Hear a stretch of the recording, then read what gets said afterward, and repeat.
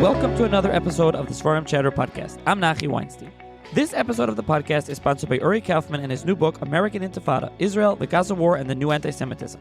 Why is Israel subjected to so much withering criticism that is patently false?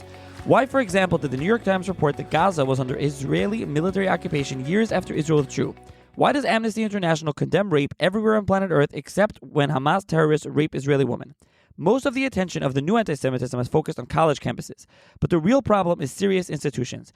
Uri Kaufman, author of A Celebrated History of the Yom Kippur War, returns with a new book to explain the phenomenon.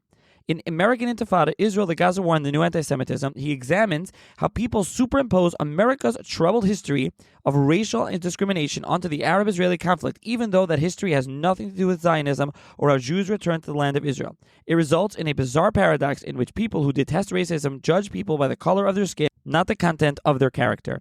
Check out the show notes for a link to purchase the book from Amazon. To sponsor an episode of the podcast or to support the show, please email me svarimchatter@gmail.com or check out the link and information in the show notes below. You can also find a link in the show notes to the Svarim Chatter WhatsApp community where I post new books, new Svarim book deals, and so on. Also, there is now a Svarim Chatter WhatsApp status for those that prefer status or want status and community, where also the same type of things that are posted on the community, book news, Svarim news, book deals, also giveaways. So you can join that Svarim Chatter status with a link in the show notes. And finally, if you could please subscribe, rate, and review the podcast, whether that's on Apple, Spotify, or 24/6. And finally, as relates to this episode was recorded before the Akeidas Yitzchak was published by Ezvahadar. Now, almost all the volumes are out, 9 in fact, except for the final volume, it appears, which is Bereshis. The first volume is just Parshas Bereshis. The second one, Bereshis 2, Noach Chaisara. Bereshis 3, Toldos Vaychi. Shmos 1, Shmos to Yisroi. Shmos 2, Mishpatim to Pekudei. Vayikra 1, Vayikra to Acharei Mos. Vayikra 2, Kadeshim to Bechukaisai. By Midbar, and then 9 is Dvarim 1, Dvarim to Kiseitse, and that's where they're up to. You can find the link in the show notes to Ezvahadar's website where you can, for the drop-down menu, see all 9. I'll also link to the biography that was discussed in this episode of the Akeidas, that's also from Ezvahadar, as well as Meir Tehillah, the Tehillim commentary from Meir Arama of the Akeidas Son before. You can check all those out on Ezvahadar's website. And with that, enjoy the episode. Hi, everyone. Welcome to another edition of the Svarim Chatter podcast. On this episode of the podcast, I'm going to be joined by Ziv Elul, who is an entrepreneur and is involved with publishing Svarim, as we'll hear. And we'll be discussing the brand new biography on the Akeidas, Rabbi Arama, almost 800 pages, that was published recently by Rabbi Yehuda Zayvald, or Seawald. And this was published by Ezvahadar, Abra Yaakov, the Buchatzera division of Ezvahadar, and this is kind of a precursor to their forthcoming, I'll tease it already now, Akeidas Yitzchak Hamavur of Yitzchak Arama, which is a long overdue thing, and we'll talk about, they already printed the Meir Tehillot of Rabbi Meir Arama, his son, on Tehillim, that Ziv was involved with, so we'll discuss all that. So first of all, thank you, Ziv, for joining me. Thank you, Nachi. It's a pleasure. So let's start off. Tell the listeners a little bit about yourself and your background. Yeah, I'm not the important part in the discussion. I think that Akeidas is the one, but in a nutshell, I'm 48. I live in Israel, Petach Tikva. I have 3 kids. I'm married to Shavit, and I'm entrepreneur in my nature. So I'm running a new startup about ADHD on the name of Pe'eri, in Hebrew.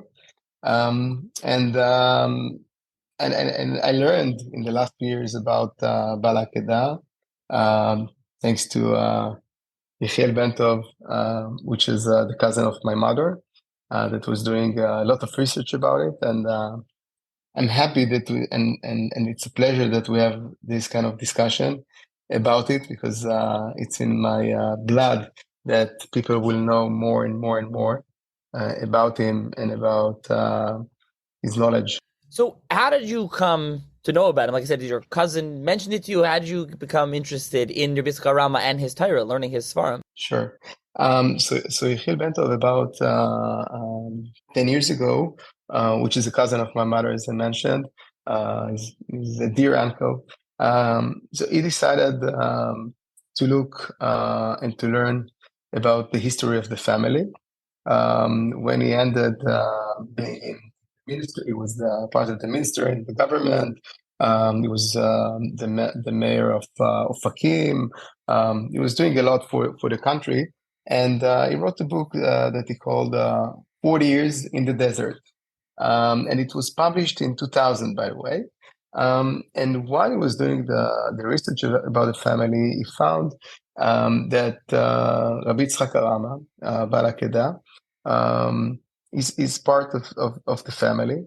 And he started to look really deep into it, and he found articles, and he found real things from the universities, and a lot of research and work about the history of the family and about Rabbi Yitzchak Arama. And I started to be really curious about it, and I went to Rabbi David Abuchatzera, which I'm a big fan, if I can say, in the last 25 years. And I shared with him the information. He said, "Wow, it's outstanding. You need to do something with that. You need to take it forward now that people will know more about him. He's like one of the important rabbis in the history of the Jews for Sfarad and not only. And let's try to take it out and do more about it. And thanks to that, we started a big project that only started. Yeah, exactly. So that the project only started, and mainly right now, like I said, the Tehillim of his son came out, and the book. So let's talk a little bit about Rabbi Yitzchak Arama. We'll just get back to more of the project a little later. So Rabbi Yitzchak Arama is he was born in 1420, died in 1493, right after the Gerus Sfarad. He dies in Naples. But I'll let you, if you want to tell the listeners a little bit about his bio and his story. Sure, I'll try to do the best. So Rabbi Yitzchak Arama, as you mentioned, which is called Bal Akeidas, he was born in Spain, and in exactly 1420, like you said. And he started by studying in the yeshiva of Zamora in the Castile, which is the Western Spain of today that we're familiar with. He was learning, studying the yeshiva in the Iberia, in Zamora, and what he decided is to open his own yeshiva in Aragon region, which is the eastern of Spain, and they learned a lot of Torah, and we know that at that time it was really difficult times, as I'm sure that you know, for Jews, but he was focusing on the Torah only. And inspiration was about philosophy, and to learn and to understand about how we can explain to people that are now going out of the Torah, out of being Jews, how we can explain to them what to do and how to do. So I need to learn and understand how they think.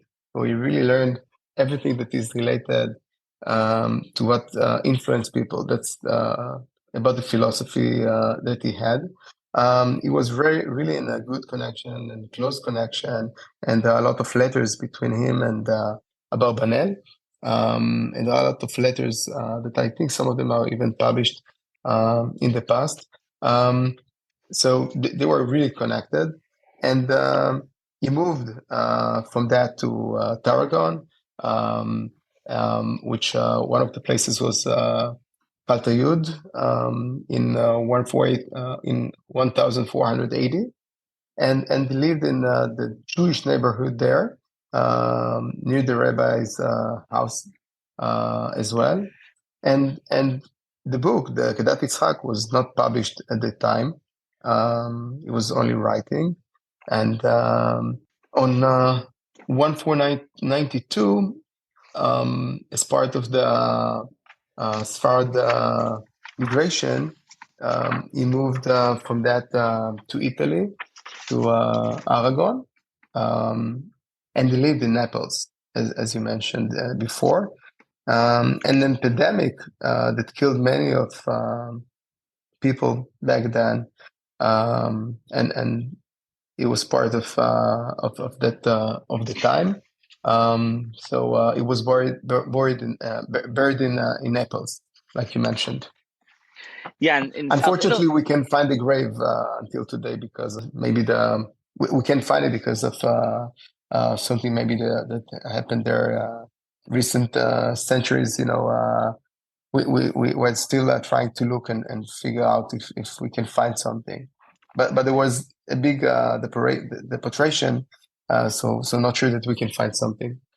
Yeah, and he was in Naples, as you say, in South Italy. He was with the Barbanel was there as well. We'll discuss some of that, I'm sure. Yeah, Naples actually shortly thereafter it fell under the Spanish crown. The Jews were kicked out of Naples for centuries. So, but that's where he ends up. It was Arama. Now his son, Rav Meir Arama, actually continues on, and he goes off to Salonika. He ends up in Salonika in the Ottoman Empire. Today is like Greece, I believe, and he ends up there, and he publishes. You mentioned you've redone Meir Tehillos, and he has some other works and Megillus and other things. Rameir Arama, so he's involved, and I believe then they're involved in publishing Akeidas Yitzchak, which is his commentary on the Torah, which is very interesting. We'll talk about it, like sermons, and as well as he has on Chamish Megillus as well. And I think Yadav Shalom, I think, if I'm remember right, and then women Tomim as well. Right. Oh, his son. Yeah. Yeah. And then Akeida has a mother's farm as well, Chazas Kashas and others. So we can discuss that and his relationship to Barbanel, whatever. Okay. So I'm trying to think where we should go from here. I mean, we can mention already, if you want to mention here, the famous or infamous kind of letter of his son and the Barbanel, the relationship with the Barbanel, because at the time of the Gerush Sfarad, you have, I guess, a few notable Bible commentators, right? You have the Abarbanel, you have the Akeidas, Arama, you have the Toramar of Saba, and you also have, I guess, the Xantol, the Yitzchak Karo, the Yosef Karo, the Yosef's uncle. So there's a number of them. But the Abarbanel and the Akeidas have a relationship. They know each other. They're learning together in Naples. And the Abarbanel, very often in his commentary, is quoting from Akeidas, but he doesn't say so by name. And this is the subject of a famous letter printed by Rameir Arama accusing him of plagiarism. So yes, that's correct, and it's part of also something that you can find also in the book. But obviously the fact that aroused great interest among a lot of the research was about the Barbanel and the Akedat Yitzchak and the relationship between them. And there are in some books even I think you can find quotes of them too. I think one of them. Nechama Leibovich, I think she takes a lot of the quotes of two of them in the weekly Parshat Shavua that I read, and it's super interesting. But yes, definitely we see a lot of parts from Akedat Yitzchak and close to what Abarbanel was writing. So obviously. There are, quotes that maybe they shared notes between them two, and they helped each other, and they're doing like chevuta between themselves, kind of, and that's one of the reasons maybe that we can find a lot of quotes that are related, and what for sure we know that. There is the famous letter that you mentioned that discovered and sheds light on many issues of maybe that some of what Balakeda wrote was quoted. Not sure that it was by permission or not, so we don't really know exactly what happened, but obviously there are very close in the writing, and it's something that it's in research as well, and it's part of what was in the book by Yehuda Zeifeld that he explained, and he put the versions of the letters and also the quotes. Some of them are really new, that are trying to take the text and to compare and to see the differences between them. But for sure, there are lots of areas where they were really close in the way it was written. Yeah, I mean, there's a whole chapter in here. Kishri Bala Akedah Barbanel Ba'idim B'Sfarad. Look when they were in Sfarad. There's another part about the page. I think it's 518. Hashpas El Chach Midar Gerish, and he goes through that Barbanel there. So yeah, there's a lot there, and I'll reference. I've mentioned this a couple of times in the podcast. I talked about this on my podcast episode on the Barbanel with Professor Cedric Cohen Scally, who wrote a book, and as he mentioned, that Rabbi wasn't just ripping off Akeidas, it was his own sefer doing a lot of work on. So, like I said, we don't know why he was taking out. Maybe it was his contemporary, whatever. Another of I had Rabbi Kravitz, who did the work on the Sforno, is the expert on the Sforno. I had him on the podcast in the past. He did the work for Eis V'Hadar. And as he told me, when he did the Eis V'Hadar before, he thought that the Sforno was quoting Abarbanel. But when he discovered the manuscript he's printed since Amar HaGoyin, it's the Talmud of the Sforno, who wrote his shiurim, his lectures, and he sees that the Sforno is actually coming from the Akeidas, not from the Abarbanel. So now he's discovered, which is interesting to hear. Okay, so let's we'll jump around a little bit, but let's jump right into that Akeidas. So we have his sefer, this classic. I mentioned to you before we started recording, so it was one of the most popular Svarim, especially for Rabbanim over the centuries. And today it's not really. So hopefully the Mavur edition will rectify that. And I'm sure listeners will tell me that's not true. People still use it, which of course they do. I'm just saying it's not like one of the hottest sellers, most used works. And part of that is his style. So let's talk about it. Part of it is the style. It's the reading. Let's just say it's a very hard book to read, especially for people today. The style is hard, the language is hard. There's a lot of philosophy in there. So you can talk a little bit more. You've been learning that Akeidas. You were involved with this project. Talk a little bit more about the Akeidas, about Rabbi Arama, his style and the way he goes through, each parsha. Yeah, that's correct. Like it's really it's hard to read with the current version that is out there. So you are correct on that, and the style and the way that he was writing with a lot of philosophy and trying to give examples, and also to take some of things that are related to what he faced from what happened at the time.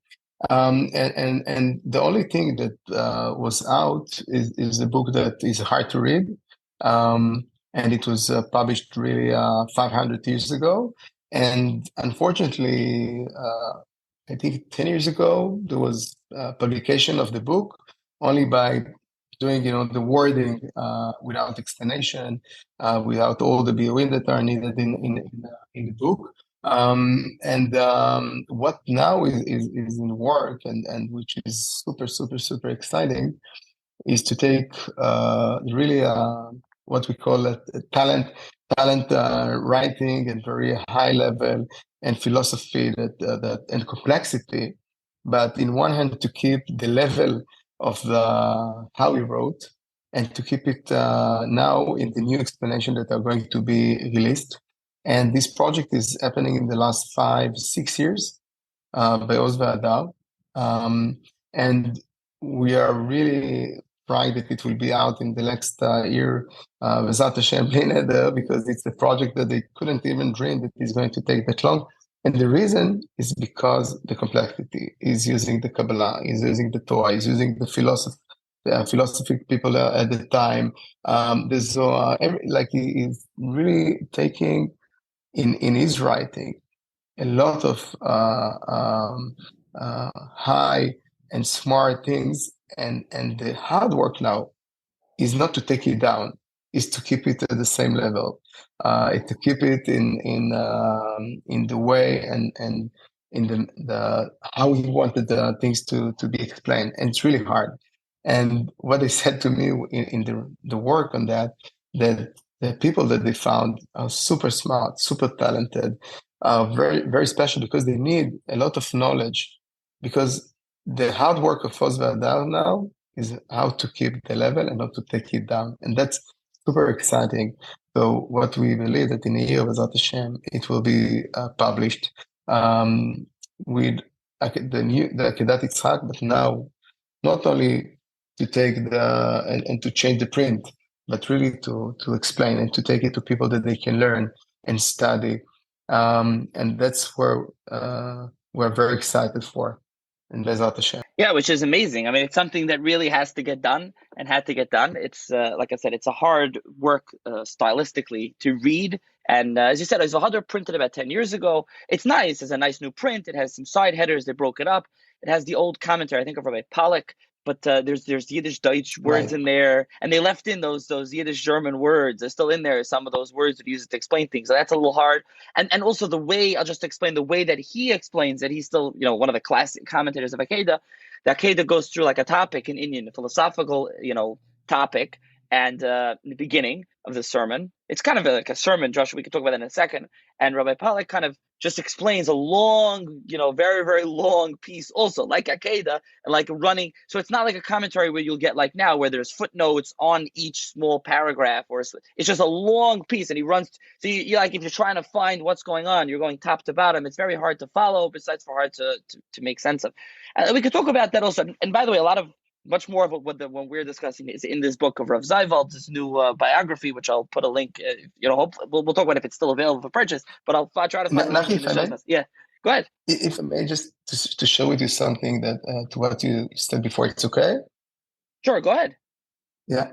So one of the things that in the past, when the book was published, and that was in the past 500 years ago, by Bill Meir, that takes to him, there was huge publication for the book, and many quoted him. Like we mentioned, the Abarbanel and Shlomo Kabetz and Rabbi Menachem Dilonzo and Rabbi Israel Kuriel, Rabbi Yam Tov Tzion, and so many took quotes from his book, and for Ashkenaz and Sfarad, by the way, and the excitement that they mentioned, that now we want it to be back, that people will know about it, that they will start looking into it, and that's I think where the shlichut is now. That it will be by the new editing, people will start learning again and quoting again, because there is so much there that people need to take. Apologize, but I just feel that I have to say. For sure, no need to apologize. Yes, I was just mentioning that the biography really goes in depth about this. Like I said, there's a section explaining those that quote him. It has Ashpa. It talks about, there's sections talking about his descendants. There's a biography. It talks about Spain. It goes through his Sfarim and the Akeida, the Sefer itself, which we should mention. Rav Zayvald found as the first edition and the second edition, and he compares them. Yeah, I believe he had this in his article previously, and it's in here comparing the different editions and what changed. And then, like I mentioned, stylistically, if you open an Akeida, and you can correct me if I'm wrong, I believe from my recollection of what little time I've used Akeida and learned it, is that he starts off, it's a sermon, he starts off with a drasha, like with a medrash, and he goes through like a sermon, and then eventually he gets on to the Parshanut, takes the preacher explaining the Parshas. It's kind of a unique blend of the two, and it's maybe not something that, forgetting even the philosophy and the hard language, just the style is not something that people may be familiar with in the regular other Svarim that they're used to using, right? That's correct. That's really unique in the way, in the style that it's writing. So you're absolutely correct. But and Yehuda Zayvald in the book, he really explained it exactly like you mentioned. So I'm so happy that I know that you read all the books. So and he goes great, through. He talks about it, the drasha, drisha, prisha, and he goes through. He goes about that. There's a section on the Akeidas Makaras, on his sources. And he goes through, like you mentioned, how it's spread out, the book, and everyone using it. So there's really, this book is massive, almost 800 pages. So there's really everything you want to read about the Arama. I want to mention also that you were involved in, I know this because you wrote this in the introduction here. There was one book really written on the Akeida many years ago, 60 years ago or so, by Sarah Heller Wolansky on the Akeida and his philosophy. Because I believe, as she says there in the book, he doesn't have a work of philosophy per se. He has his philosophy, his outlook, his hashkafa is all over his sefer, all over Akeidas Yitzchak, on the Torah. So she kind of tries to put together his worldview, his outlook, and that was out of print for many years. I remember it came back in print, and I purchased a copy. I was very excited about it, and lo and behold, you were the one behind that. So what was that? How'd you come to that? What's the story with that? Wow. So first, you remind me times where I really tried to learn about Akeidah and tried after we learned about him. And like you, I found this book, and I asked to buy it, and nowhere where I looked for, I couldn't find. And I found only one in the second sellers, what you call Yad Shniya. And I said, "Wow, who wrote? How it happened that we don't have it, and we can't buy it now?" And I found that I think it's the Vil or Bialik publication, and it was before the time that we decided to have the book by Yehuda Zayvald, and I wanted people to know about it, and I just asked them to print, and they said, we can print it. I said, okay, but let's do it in better words, and let's do it big. And said, no, we can't change. Just we can take the same book, we can just print it again. We can't do any change because, it's like printed 60 years ago, as you mentioned. We decided to take it out again. And I have it for all the family, and a lot of my friends, I shared with him the book because I felt that I'm so excited about him, but I can't say anything because they can't find the book. So I need to have and to renew something that happened 6 years ago by the Wolfson also family that I think they were behind it and paid for the research of Sarah Helen Vilensky back then.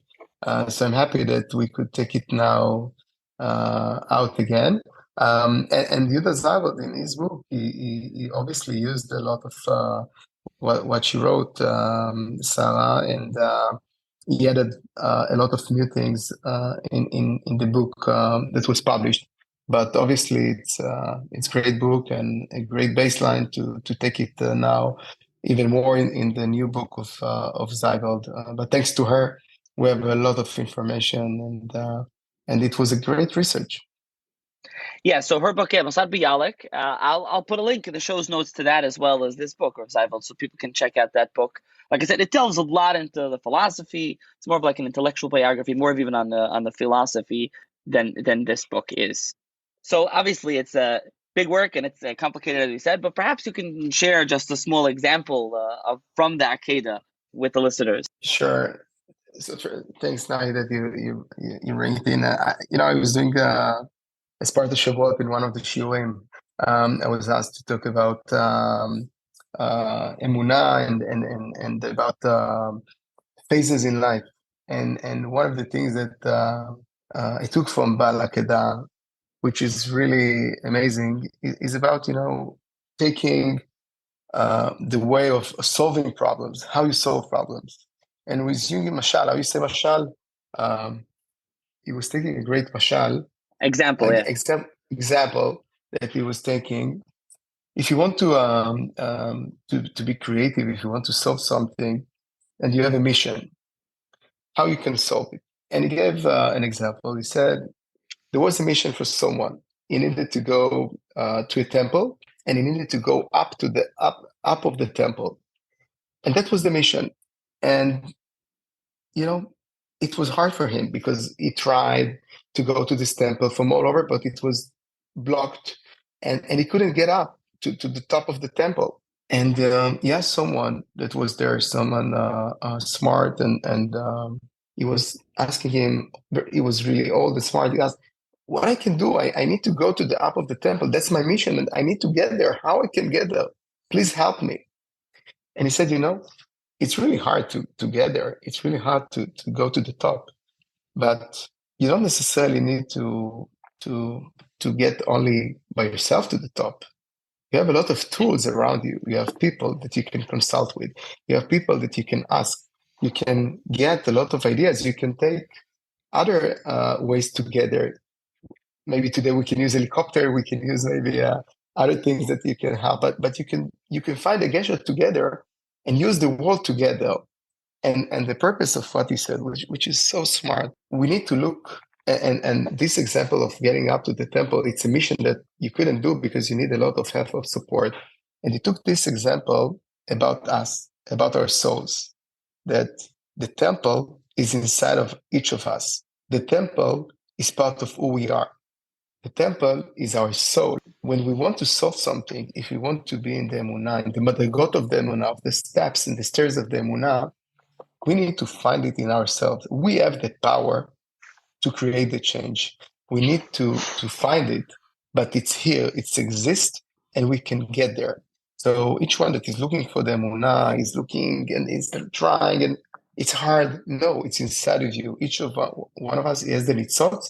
You just need to learn more about himself. You just need empowerment, and once he will be acknowledged by that, he will figure out how to solve things, how to have the emunah, how to go up in the madrigot. Another example that I really liked, and I gave this example, by the way, for leadership as well, what I just mentioned, and I'm using Baal Akeidas every week in Kippah, in Parashat HaShavua, by the way. You can find the AI last week, by the way. But put this aside. But another example that I really liked is about the menorah. About the menorah, and that you can find in the menorah so much smart things. And you have 49 days in the before Shavuot, and you have in the menorah 49 pieces that are all one. So he combined it into one, and it's part of the book, which is exciting. And there is so smart things about what he wrote that are related maybe to Kabbalah or not, about the 49 days, about how the menorah was built, about us as a nation, about the Jews that are all connected into one. You can have a lot of pieces. You can have different differentiation. We talked today a lot about diversity, but at the same time, we are one. And the menorah is Yitzchak. It's one piece. So we gave this example, but a lot of smart things about the menorah that you can also read in the book of Zybel that Baal Akeidas took. So I find in Baal Akeidas every week things that are related to leadership, to management, to how to be a father, how to be mother. It's not explanation only about the Torah. The Torah is about life. It's the tool for life, and he's taking the Torah to a place that even today, 600, 700 years, it's still super relevant to our life. Absolutely, and I think that goes back to what we were saying before. To clarify that a little bit more, the style of the book is that each part has three parts. Where first he goes through. I don't know if I mentioned this. Also, there's more than 100 sha'arim, gates. Each one, large, Right. almost like a simon. So sometimes some parshas have more than one, and he goes on a topic, on an Indian, and he goes through. First, he brings down philosophy, like I said, a topic, or medrash. He goes, opens up something, and he goes a long discussion on it. Then he goes through the parasha. He has a drush on the parasha. He goes through the psukim. He goes through Tehillim, Chazal, Zohar, like I said, different things. And then he goes through explaining the parsha with the style that the listeners probably are familiar with the Barbanel, a question answer kind of. You get a lot of questions, and he goes through answers, and he works through the psukim. Yeah, and he's quoting a lot of earlier people, a lot of Rishonim, a lot of philosophy. There's a lot in there. We mentioned the Barbanel, but again, and we mentioned, part of it is this style, and part of it is his language is just. And to me, it's opening up in a Barbanel and an Akeidas. They were contemporaries. They knew each other. They learned together. There's things together. And it's just night and day. The Barbanel is, and that's not me talking about what I think we want. It's just opening a book. Me, someone sitting in the 21st century reading these farm. The Barbanel flows and it reads very, very easy. It's almost like reading English. Almost, it's just like an easy read. And the Akeidas is just you breaking your teeth on it. It's very hard to get through. It's hard to read it. Besides for the topic, so that's why amazing thing that you're doing now, and that's correct. If I may add, Nachi, and it's great what you said, and I think that it's not only about how the book was written. It's even about tough work that he wanted to do, because in one hand you have the philosophy, but on the other hand you want to keep the Torah, the Masoret, and he's trying always. Is you see it in everything, and the reason, and you asked before about why it's so hard, because this fight between, in one hand, to look at the philosophy, on the other hand, to keep the Masoret and the Torah, and he's trying always to do the gesture, to do the to be the one that is connecting between them, because he understood why it's so critical. And today we have something that is very similar about being religious and about science. That's why I think it's so relevant for today, because today we face kind of the same challenge of explaining people why you need to keep the Shabbat, why you can't go to the bus, why you are not allowed. And the science side is explaining you, no, we can find solutions, how to do it and how to work on that. And you need always to find the root between them. And that's, I think, the complexity that he's trying to solve. And the reason that it's so hard, because it's hard to have the trust of people and to be smart enough to explain it and to say, yes, it's still the same. It's not connected. It is connected. It can live together, the science and the religious. So it's also very relevant for nowadays. I want to mention something else. You shared with me, Rav Zayvold, that he gave to you, how popular, we mentioned how popular it was. and this from Rav Zayveld. And first of all, the Chida in Shem HaGdolim mentions that Kol Sifrei Adarshanim Midarish Alafneinu Shoisi Meimov Hanemanim Bo Shar V'Sayid, that everyone who gives a sermon uses this book. This is the classic, and this is true. You'll call it. This was the sermon, the drasha book, but. Rav Zayveld, I guess, search on Yitzchak Chachma, which the listeners are familiar with, Akeidas quoted more than 8,000 times. You put in a search in more than 4,575 Sfarim, which is crazy. I mean, that's how quoted Akeidas Yitzchak with Arama is. And again, to me, it's not a super popular sefer today anymore.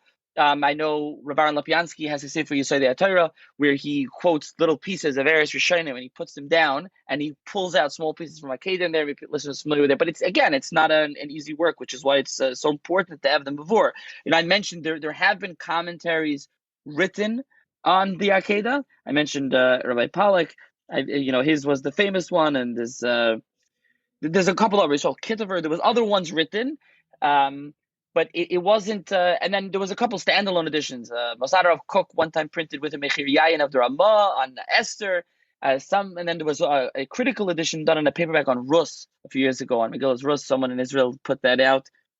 But it hasn't been, and also one more thing, sorry, that he has a sefer called Chazas Kashi. It's like a dream, and he goes to a lot of philosophical kind of things. There's a critical edition, a beautiful critical edition done through Yad Rav Nisim on that work. That's a standalone kind of work, if listeners are, familiar with that. But anyways, that's why it's very important to get to this Mavur edition. So, Ziv, like you mentioned, Zvahada's really working on that, and that you said hopefully will be coming out soon, right?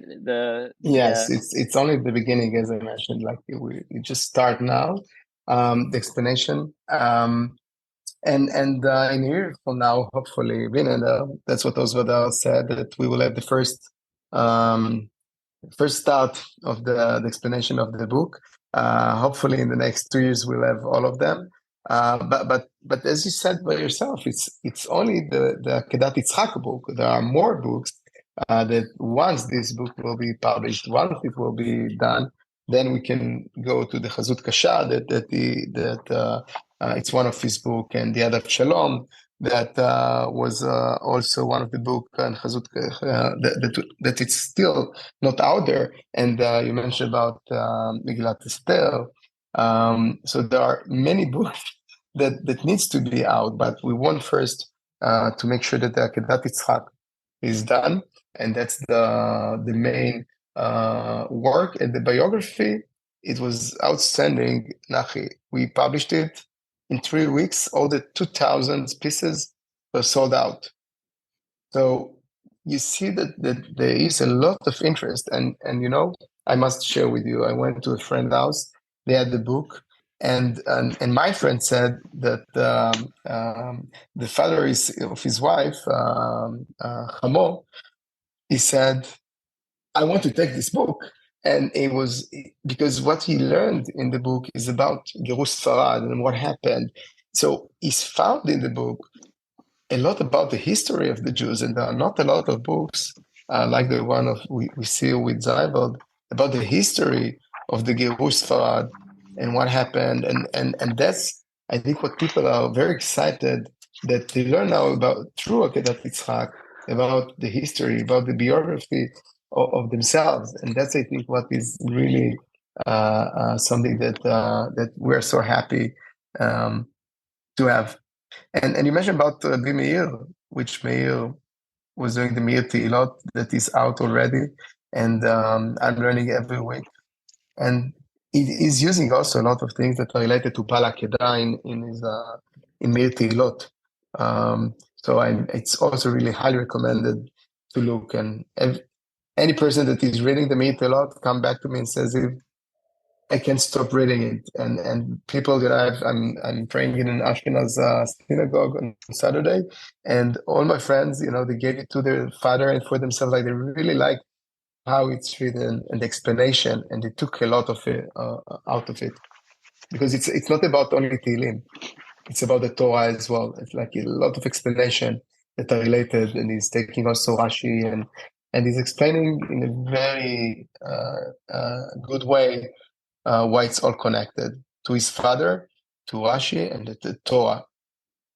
Yeah, I'll link the Meir Tehillos in the show's notes as well from Leis V'Hadar, as you mentioned, that in 2 volumes. So I think you've kind of alluded to this, but why would you say, in your mind, you're someone who discovered you're related and you discovered that Akeidah and Rameh Arama, and so this is something that you've been learning over the past, years. Why would you tell someone today listening to this, why should they learn Akeidah today? Why should they pick it up? It's a hard work. Okay, the new edition will be coming, but why should someone pick it up and learn it? I think that what is critical is not to forget the past. Let's start with that. We can't forget the past. And we have here in Bal Akeidah, we have all we learn about the past, and we learned about philosophy, and it's open your mind on ideas that you can find in other place. The ideas of the menorah that I mentioned, you can find it anywhere. He's coming with a unique way with his unique style, with the knowledge that he's bringing in, which you can find in any other book. It's not the book that you can copy paste from others. It's not. It's unique. It's one of a kind. It's smart. It brings new ideas, and it opens your eyes to things that you can't believe that even exist about science, philosophy, and about the life. And I think that once you read it, you understand what you are missing. So what I'm really curious is about what will happen 2 years from today. And after you will read the explanation, what you will tell me, Ziv, we couldn't live or learn before that. Now I know what I don't know. So that's what we find in Bal Akeidah. It will open your eyes, and it will open a life. Yeah, it's a very important work, and it's really important, and I commend you on being behind Sarah Heller Wolanski's book and this biography, and first, and I said this last, but last and foremost, the Meir Tehillos and that forthcoming Akeidah, because His V'Hadar's been doing these to a lot of works. They did it to the Alshech and the Tzara Mor and the Bachi. They've done it to a lot of works now, but the Akeidah, I think, in my humble opinion, maybe needs more than any of them. It's a very hard work, as I've said a bunch of times. I don't want to scare people. It's a hard sefer, and it's actually very important that it's going to have a beautiful new mavur. The one that you have now is nice. The one His V'Hadar has now is nice, simple, but it's not easy. It's not easy to read, and for someone to read such an important work, you're doing an important thing by bringing the Akeidah back to people, and that they should be able to read it and learn it. And now, so with the book, the biography of Zeiveld, you can read a lot more about him. Like I said, he compares the 2 different editions. He found the manuscript of the original and then the reworked, printed edition. What the Yitzchak Arama worked on. So he compares a lot of differences between the 2. That's beyond the scope of this episode. And just again, David Abuchatzera, the Rebbe David Abuchatzera said to me a month ago, it's so important book. It's so important the work that we're now doing on Bal Akeidah to take and publish it. He put it right after the Rambam, which we all know the importance of the book, on why it's so smart to learn. Just think about what Rabbi David Abuchatzera thinks and understand about the book that I'm taking it as a very serious mission. And Baruch Hashem, thanks to him, he was the one to push us to take it out, to publish, and Yasir Todah to Rabbi David Abuchatzera that came out with it, to Yehuda Zava that was doing excellent work, to His V'Hadar, because I'm sure that people will be very happy and they will take all of this knowledge for today. And that's what we are all waiting for, B'ezrat Hashem. Absolutely. Okay. So like I said, I'll link to the books discussed in the episode, and very much looking forward to the forthcoming Mavur edition. And thank you, Ziv, for joining me today. I appreciated your time, and thank you for what you do for us. Thank you very much. Bye, Nachi.